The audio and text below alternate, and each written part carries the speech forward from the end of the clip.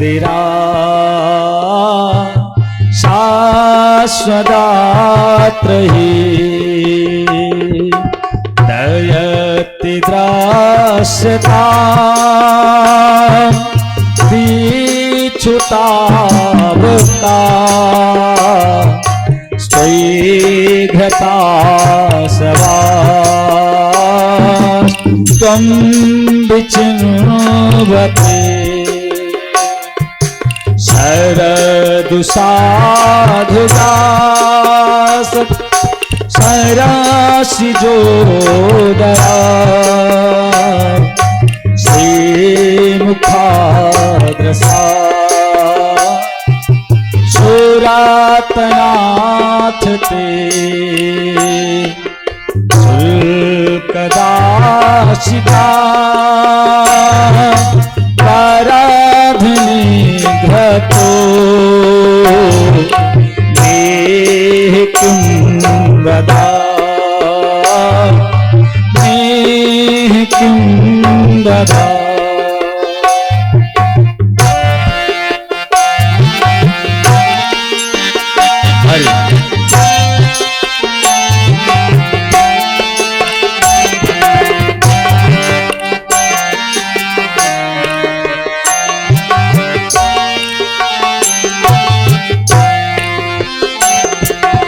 लोग भाव से महाराज गोपियों के साथ में परमात्मा से प्रार्थना करना है और ताली बजाते हुए महाराज साथ में अगर गा नहीं सकते हो तो भाव से ताली बजाओगे तो परमात्मा आपकी प्रार्थना को स्वीकार करेगा। बिख जलाप्ययाद ब्याल राक्षसा वर्ख मारुता। ये धीम करो थोड़ा, इसको डाउन करो भैया। बिखा जलाप्ययाद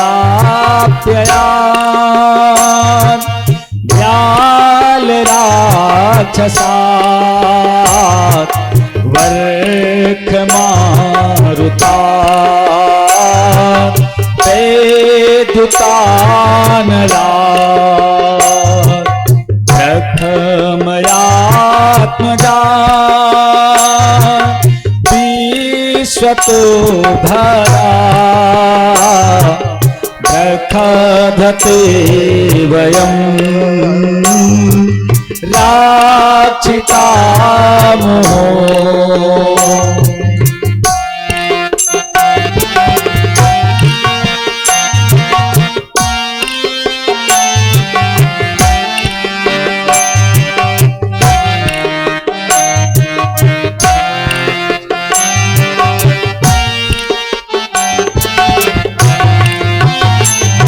और प्रार्थना करना है गोपियों के साथ में कि गोविंद विरचिता भयं दास्निधूर्यते चरण में युखाम संसते घया सरोरुहं कामदं श्रीराशिदेहिना श्रीकराग्रहम्।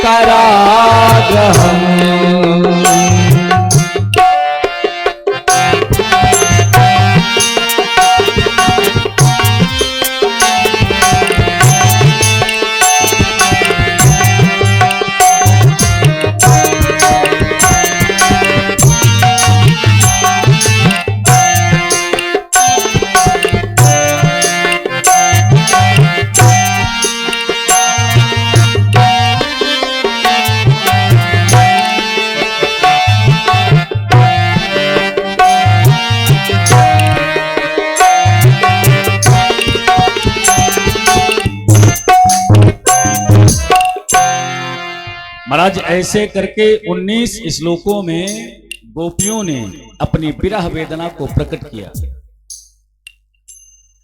जिसे गोपी गीत के नाम से जाना जाता है।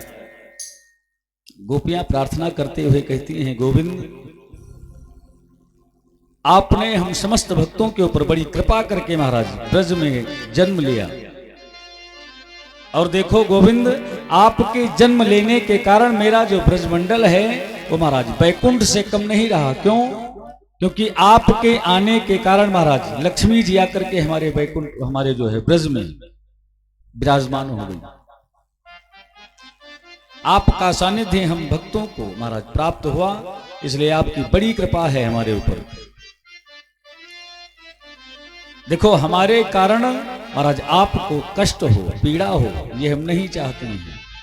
तुम नहीं मिलना चाहते हो हमसे, हमारे पास नहीं रहना चाहते हो, तो कोई बात नहीं, हम यहीं बैठ करके अपना पूरा जीवन महाराज गुजार दें। हमारे कारण आपको कष्ट हो ये हम नहीं चाहते हैं।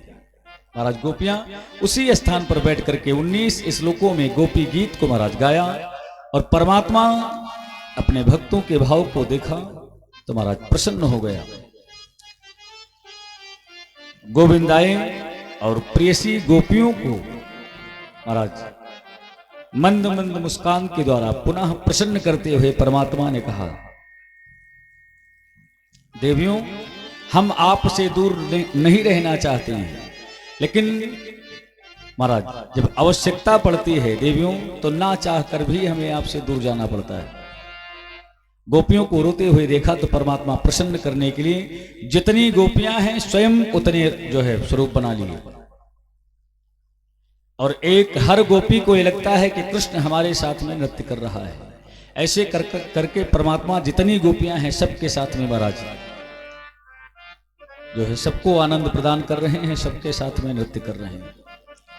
ये अवसर देख करके महाराज कामदेव आए, और भगवान ने देखा कामदेव को आते हुए, तो परमात्मा पारब्रह्म भगवान श्री कृष्ण हजारों गोपियों के साथ में रहकर भी योगेश्वर कहे गए हैं महाराज।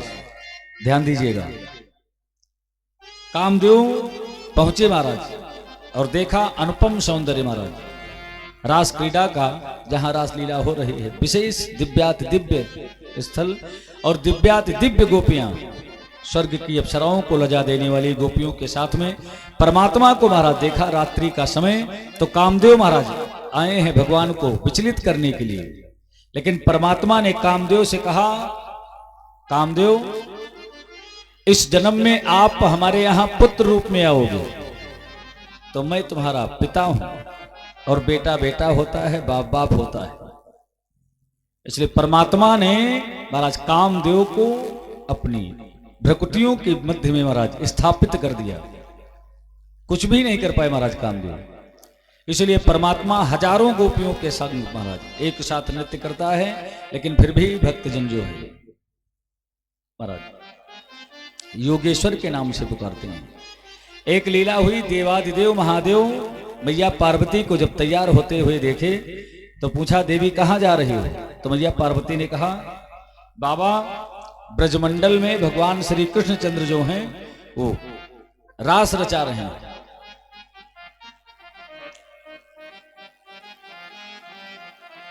मैं वही परमात्मा की लीला का जो है दर्शन करने जा रहा हूं।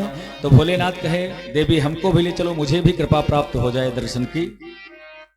तो महाराज मैया पार्वती ने कहा, देखो वहां पर स्त्रियों का प्रवेश जो है सिर्फ, और पुरुष का प्रवेश वर्जित है।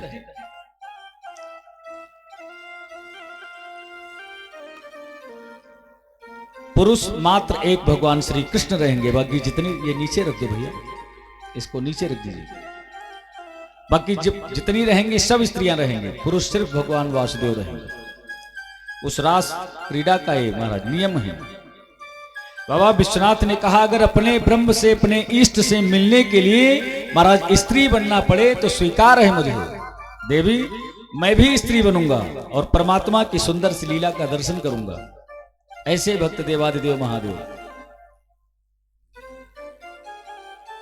बाबा विश्वनाथ तैयार होने लगे। इधर जो है भगवान श्री कृष्ण जो है गोपियों के साथ में महाराज नृत्य कर रहे हैं। भक्त ने देखा तो सुंदर सी ताल भाव से, आइए हम लोग भी परमात्मा के साथ में ताल में ताल मिला करके दोनों हाथ ऊपर करके भाव से नृत्य करते हैं।